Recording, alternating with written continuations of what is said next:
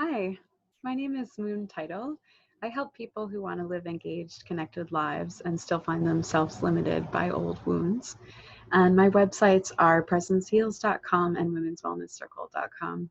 Today, I wanted to share with you one of my favorite pranayam or breathing practices called Bumblebee Breath. And I'm going to share it with you the way that I teach it to children because I adapted the traditional practice for children, and I found that adults love to do it that way too, including myself. And so this is a practice that's really great for anytime you're experiencing sensory overwhelm or sensory overload. It really helps to kind of like just clear all of that out and help you ground and reconnect with yourself. So another time that I find it really helpful is if you're just feeling sort of scattered and just kind of not grounded and centered and not connected with yourself. And it's a very quick and simple practice.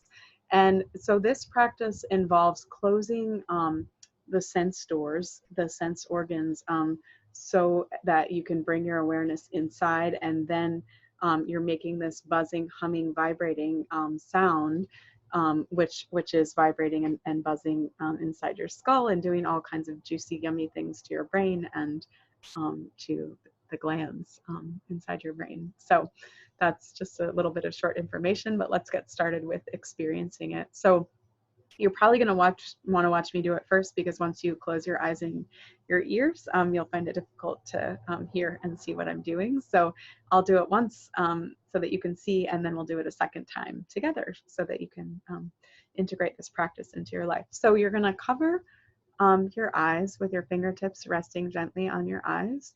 You're also going to close your nose with your pinkies after you breathe in. And you're going to take your thumbs and close your ears. And so here you are within the cave of your own being. So breathe in deeply through your nose. And then close your nose with your pinkies. And then you're going to make a buzzing sound in whatever way feels good to you.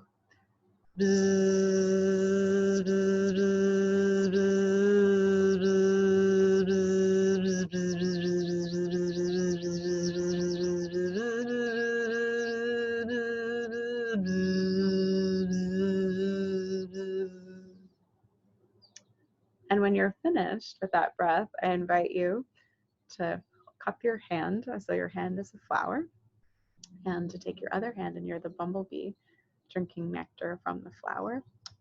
And you might want to make this noise with your lips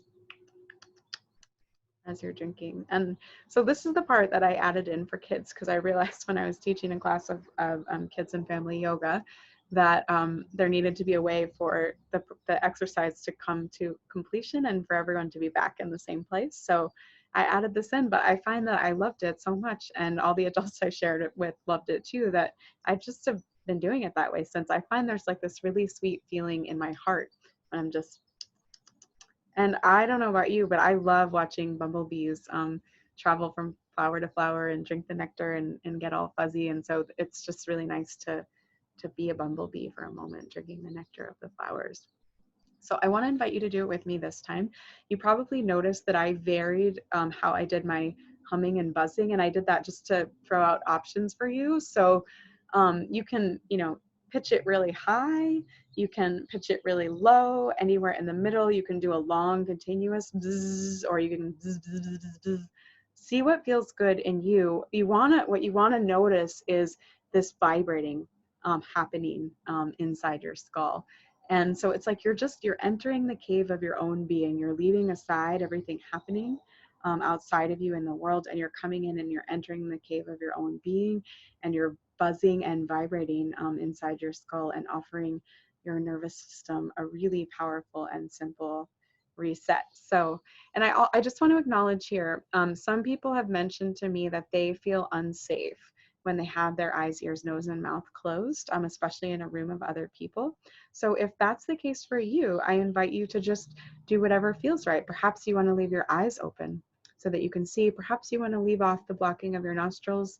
Perhaps you want to leave off covering your ears and just do the breath open and free. So find whatever feels good to your body. With any practice, this is how I personally approach life, is like drink in what feels good and what feels resonant, and leave the rest aside, knowing that you can always retry it. If at some point later something shifts within you and something else feels good, I'm constantly evolving the practices that I'm doing, because we are changing. That's the nature of being human and of being alive, is that we change and shift. And so never take like a structure imposed from the outside and force that onto you, especially with pranayama and breathing practices. Okay, so here we go. Covering the eyes, covering the ears, entering the cave of your own being, breathing in deeply through your nose, plugging your nostrils with your pinkies, and begin to buzz.